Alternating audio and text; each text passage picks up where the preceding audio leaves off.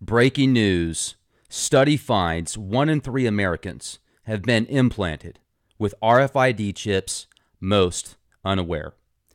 Now, this is a Wyoming Institute of Technology report, and they have determined a shocking 1 in 3 U.S. citizens have been implanted with RFID tracking devices. Literally, RFID microchips. Now, the article recently published details a study of almost 3,000 people. And almost 1,000 of them were implanted with an RFID chip. Most of them didn't even know they had the chip inside of their body. Now, this comes among a growing amount of predictions that the RFID tracking grid network will be mandatory implanted in everybody that wants to be a part of the system of fiat currency, essentially, I guess you could say. Anybody that wants to barter. I mean, you can even read in the Bible, it talks about the mark of the beast. I was warned about it 25 years ago. And John Bruegel, PhD, offered the following. Now, we were motivated to perform this study by all of the public interest in RFID implantation and fears that it would be commonplace. It turns out, in fact, it's already commonplace. We found a shockingly high number of Americans are carrying these RFID implants in their body. The overwhelming majority of these individuals were completely unaware that they had been implanted. I hope that this study causes us to take pause as a society and truly consider the ramifications and implications of human RFID implantation.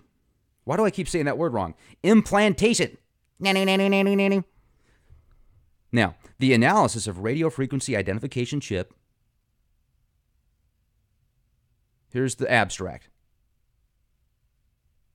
Population Midwest. They contain 958 individuals from Illinois, Iowa, and Wisconsin. Population Northeast. They had 987 people from Maine, Rhode Island, New Jersey. The Southwest. They had 1,010 people from Arizona, Nevada. Volunteers were recruited using standard methods and compensated in a manner consistent with industry standards. All test subjects were treated in compliance with institutional codes of ethics and standards.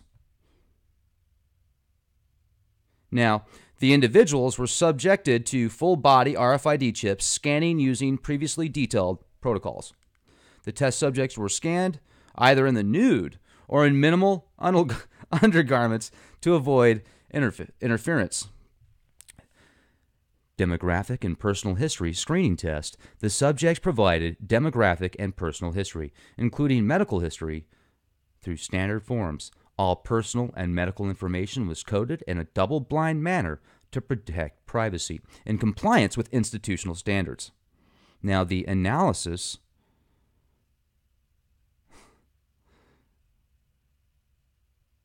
and result, 997 RFID positive individuals were identified out of 2,955 that were screened. That's about 1 in 3. Additionally, tooth fillings were identified as the predominant location for the chips. 57% were located in tooth fillings. Now, this article is available at the goodlylawfulsociety.org. And if you actually click on the link that takes you to the Wyoming Institute of Technology website, that page has disappeared. It's not there anymore. It's gone. So I started doing some more research. I was like, okay, there's got to be more information than just this Wyoming Institute of Technology website. And just everything kept taking me back to this site. And there's dozens, if not hundreds, of other news forums and outlets that have taken this article from this website and ran with it. Not from the website that I'm telling you right now, where I read the article on, the goodlylawfulsociety.org, but the actual Wyoming Institute of Technology. That's where the article originally was. Now it's not there anymore. A bunch of websites took that article, went with it, made up their own articles on it. I got several requests to watch a YouTube video that discusses the 1 in 3 Americans are unknowingly tracked.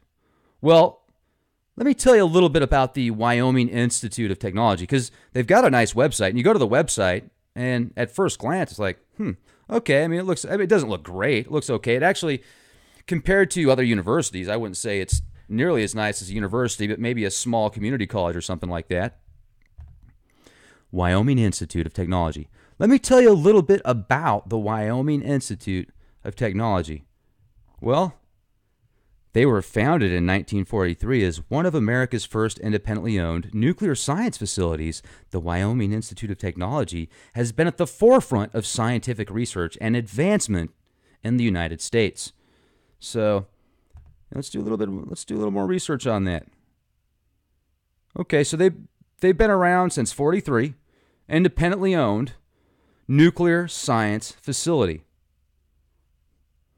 Their mission statement has remained the same since they were handed a very first government contract in 43 to always seek answers to the greatest challenges of the day. So they employ scientific method and cutting-edge research to ensure only the highest quality results at all times. Now, I got kind of bored reading that. I was like, okay, let's go to something else. This is kind of boring. Let's go into the projects that they're working on. So currently, this is straight off their website. Currently, many of our projects are classified as we work mostly with private sector companies and defense industry contractors, often using any number of closely guarded trade secrets. However, some of our projects have received enough public funding that we are legally obligated to list those projects here. You're like, oh, cool, what is it? Let's hear about this. Well, the first one is Compound MT47B103, or MT-Flow, referred to as simply MT-Flow. This remarkable chemical substance could revolutionize the way we clean up oil spills, dispose of toxic waste, and even make nuclear coolant water reusable and fit for human consumption by FDA and EPA standards. Mount Flow is so safe, in fact, that it was recently government approved for human safety testing in Micronesia and New Guinea. Wow, I mean, that's really human consumption after it kept nuclear fuel rods cool? Sounds pretty remarkable. Research into Mount Flow began after the Gulf oil spill, after some liberal environmental watchdogs made the bogus claim that the oil cleanup chemical Corexit, which WIT helped develop in '98, is toxic and harms oil cleanup workers, despite strong evidence to the contrary. WIT was commissioned in October 2012 by BP, Halliburton, and funding from the United States government to develop Mount Flow as an eco-friendly, human-safe alternative to Corexit. Today, Mount Flow meets all of the requirements for the human environmental safety standards of both BP and Halliburton and is nearly prepared to clear its final hurdles with the EPA, who unjustly failed our product after testing on lab rats caused alleged mutations. Now, the next compound we're going to hear about here, folks, is called the compound GM02447NU, or GM-NU. Most of us look into the mirror and feel upset with our appearance. From time to time, wouldn't it be great if you could take one pill and make your aesthetic physical appearance better in only a matter of a few days? GM-NU will make that dream into a reality in the near future.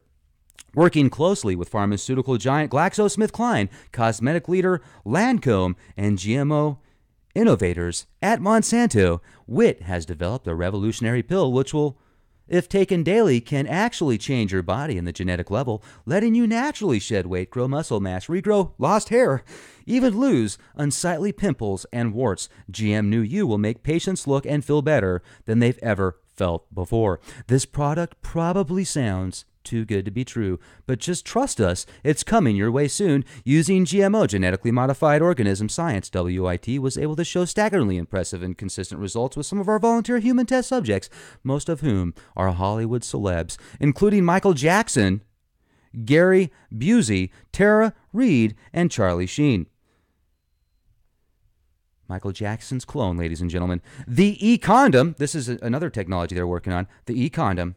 When WIT started to tackle the reinvention of the condom in 2012, we were recognized that there were 3 key facts reflecting in the initial polling data. Most men hate wearing condoms. Men primarily wear condoms to avoid unwanted impregnations, and men would gladly reuse condoms if they felt it was safe to avoid both the added cost and the embarrassment of going to convenience stores and asking for them. Speak for yourself. It was these factors that led to our invention of the e-condom. These small electronic device clips onto the scrotum with no pain or discomfort and emits pulses of electricity directly into and through your balls, which both disorient and slow the swim speed of your semen, rendering you 100% infertile while wearing the device, while allowing you to still enjoy powerful, pleasurable ejaculations. Hello!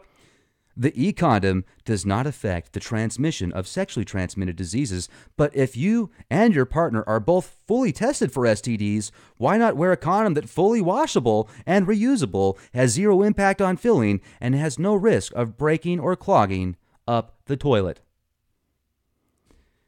I mean, geez. Can you think of anything better, folks? And while WIT waits for FDA approval, we're still improving on our designs. A Bluetooth emitter could allow you to share your conquests on Facebook or Twitter during and after your sexual activity. While we are also considering a tritoptin emitter, whatever that is, which can make women drowsy after intercourse, allowing you to roll over and take a nap like you want to. Oh, I know that is kind of like when you eat turkey, I guess, right? The byproduct of that, essentially. And take a nap like you want to, rather than having to stay up for an hour talking about your feelings or Catherine Heige movies or whatever other nonsense your significant other feels like boring you with, pending charges and or removal to government regulations. Now, there are side effects recorded during human testing that include, but are not limited to, bloating,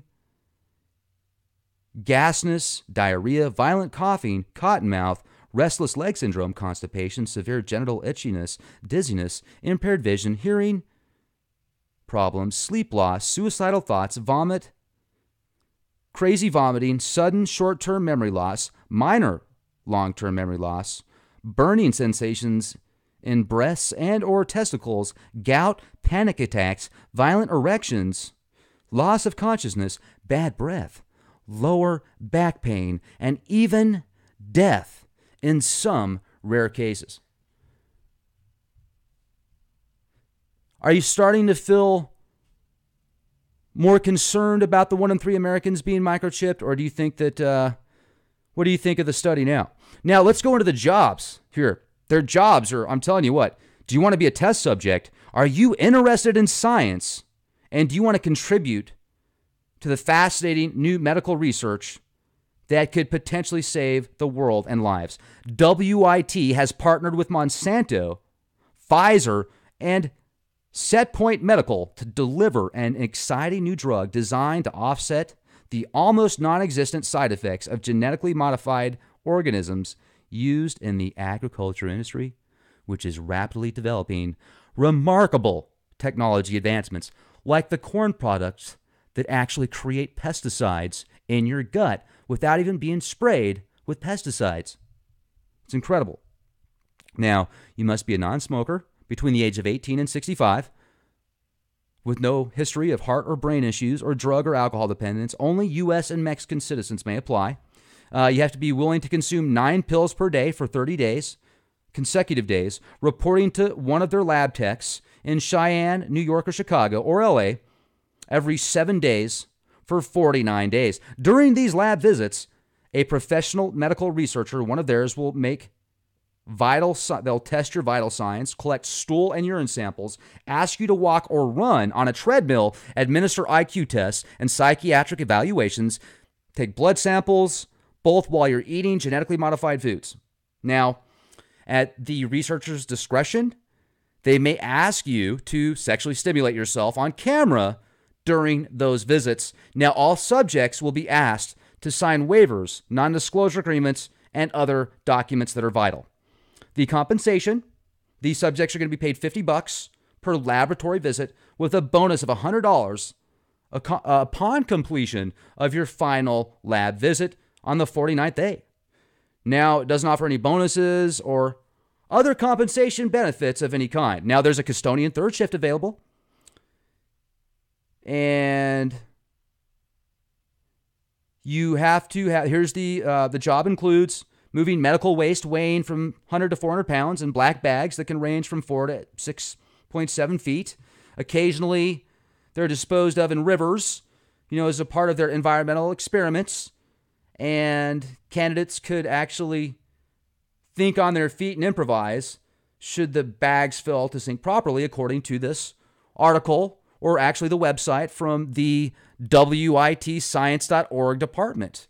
Yeah, it's the Wyoming Institute of Technology, ladies and gentlemen. The Wyoming Institute of Technology. Wyoming Institute of Technology. Wow. I'm telling you, it's a good thing I actually research some of these articles that come onto my desk, I should say, because like I said, there's several people that wanted me to watch this video about how 1 in 3 people have been secretly microchipped. And I'll tell you, I wouldn't doubt it. Now I'm going to be serious here for a minute.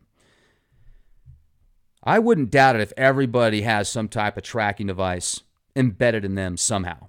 I mean, I've been doing some serious research into edible tracking devices, edible RFID antennas. I've got the patent numbers on it. Matter of fact, I'll share that with you before we close out here. And I'm also going to get into some stuff that's even more intense than that, essentially. All right, let me just share this with you.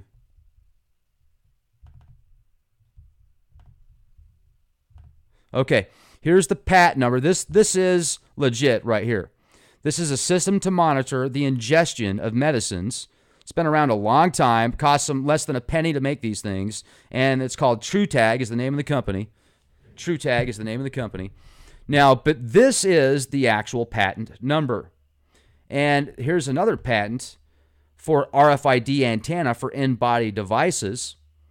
And I want to get into this with you guys pretty deep on the next podcast without the attempted humor at the beginning. So hopefully people that watch this will pick up on it. I can't wait to read the comments. Remember, just like the military nanobots in Conspiracyville, the conspiracy continues. LeakProject.com. Be the change you want to see and question everything of human RFID implantation. Why do I keep saying that word wrong? Implantation. Now, the analysis of radio frequency identification chip. Here's the abstract. Population Midwest. They contain 958 individuals from Illinois, Iowa, and Wisconsin. Population Northeast. They had 987 people from Maine, Rhode Island, New Jersey. The Southwest. They had 1,010 people from Arizona, Nevada. Volunteers were recruited using standard methods and compensated in a manner consistent with industry standards. All test subjects were treated in compliance with institutional codes of ethics and standards. Now, the individuals were subjected to full-body RFID chips scanning using previously detailed protocols. The test subjects were scanned either in the nude or in minimal undergarments to avoid interference. Demographic and personal history screening test. The subjects provided demographic and personal history, including medical history, through standard forms. All personal and medical information was coded in a double-blind manner to protect privacy. Breaking news. Study finds 1 in 3 Americans have been implanted with RFID chips, most unaware. Now, this is a Wyoming Institute of Technology report, and they have determined a shocking 1 in 3 U.S. citizens have been implanted with RFID tracking devices. Literally, RFID microchips. Now, the article recently published details a study of almost 3,000 people. And almost 1,000 of them were implanted with an RFID chip. Most of them didn't even know they had the chip inside of their body. Now, this comes among a growing amount of predictions that the RFID tracking grid network will be mandatory implanted in everybody that wants to be a part of the system of fiat currency, essentially, I guess you could say. Anybody that wants to barter. I mean, you can even read in the Bible, it talks about the mark of the beast. I was warned about it 25 years ago. And John Bruegel, PhD, offered the following. Now, we were motivated to perform this study by all of the public interest in RFID implantation and fears that it would be commonplace. It turns out, in fact, it's already commonplace. We found a shockingly high number of Americans are carrying these RFID implants in their body. The overwhelming majority of these individuals were completely unaware that they had been implanted. I hope that this study causes us to take pause as a society and truly consider the ramifications and implications